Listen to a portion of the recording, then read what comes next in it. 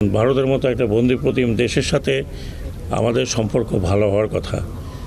আমরা সমুদ্রে বলি, নদীতে বলি, সব কিছুতে আমরা শেয়ার করছি এবং এদেশের মানুষ কিন্তু ভারত বিরোধী নয়। তাই আমরা আশা করি যে আমাদের সাথে যতটুকু মিসআন্ডারস্ট্যান্ডিং আছে এটা দূর হবে। তো কে ক্ষমতা থাকলো না থাকলো ওটা বড় কথা নয়। আমরা সবসময় ভারতের সাথে বন্ধুত্ব রক্ষা করার জন্য তৈরি, but it has to be one to one. আমি খুব ব্যক্তিগতভাবে মনে করি বাংলাদেশের চাইতে অসাম্প্রদায়িক দেশ এই সাবকন্টিনেন্টে উপমহাদেশে নেই। এটা যে 4000 মাইল দূরে বসে বা 5000 মাইল দূরে বসে চিন্তা করছেন বা কেউ কেউ কাছাকাছি এসে চিন্তা করছেন, এটা করবেন, এটা আমাদের ঐতিহ্যে নেই। আজকে না, এই ভূখণ্ড এই অঞ্চল তো আজকের না, এটা বহু হাজার বছরের। এখানে এই ধরনের কোনো চিন্তাভাবনা কখনো ছিল না। একটা সম্প্রদায় ইস্কন তারা নিজেরাই কিন্তু বলেছে যে তারা তাদের সাথে যে যাকে নিয়ে এত হইচই তার কোনো সম্পর্ক নেই, এবং তারা নিজেরাই বলেছে যে এই ধরনের ঘটনার সাথে আমরা জড়িত নই। কাজে এর চাইতে বড় কিছু তার হতে পারে না। এমনকি অন্যান্য যারা আমাদের মাইনরিটি ভাইয়েরা আছেন তারাও কিন্তু বলেছে যে আমরা এই ধরনের ঘটনার সাথে জড়িত নই, আমরা এই ঘটনাকে সাপোর্ট করি না।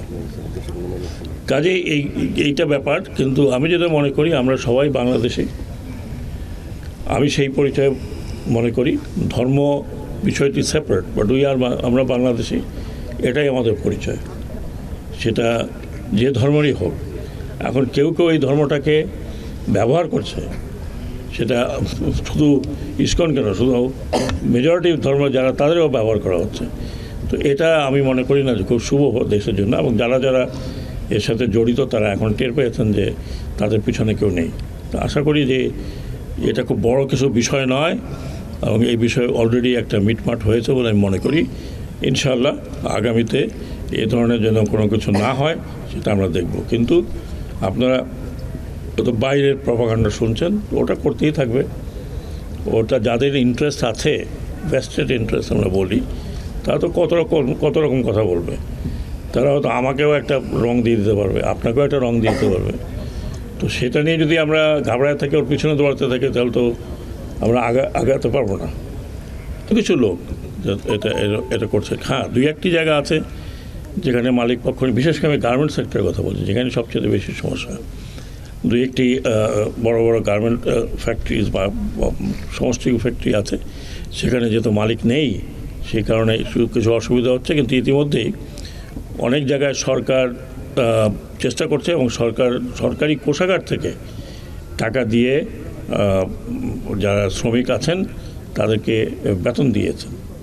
এবং আমরা ব্যবস্থা নিচ্ছি, যে ব্যবস্থায় হয়তো বিশেষ করে যেগুলো বড় কয়েকটি আছে যেখানে যারা মালিক নেই, সমস্যা নেই, এবং সমগ্র ঋণ তারা নিয়েছে ব্যাংক থেকে, প্রচুর ঋণ নিয়েছে ব্যাংক থেকে, যেই ব্যাংক থেকে ঋণ নেওয়ার পরে একটি পয়সা শোধ দেওয়া হয়নি, সেই ধরনের ফ্যাক্টরিকে কি করা হবে সেটা নিয়ে একটা আলোচনা হয়েছে। আশা করি শিগগিরই হয়তো আগামী সপ্তাহের মধ্যে আপনারা জানতে পারবেন যে সরকার কী ধরনের ব্যবস্থা বা কী ধরনের পদক্ষেপ নিচ্ছে। একই সাথে আমরা আশা করি যে আইন প্রয়োগকারী সংস্থা আরও প্রোঅ্যাক্টিভ হবেন বা হচ্ছেন।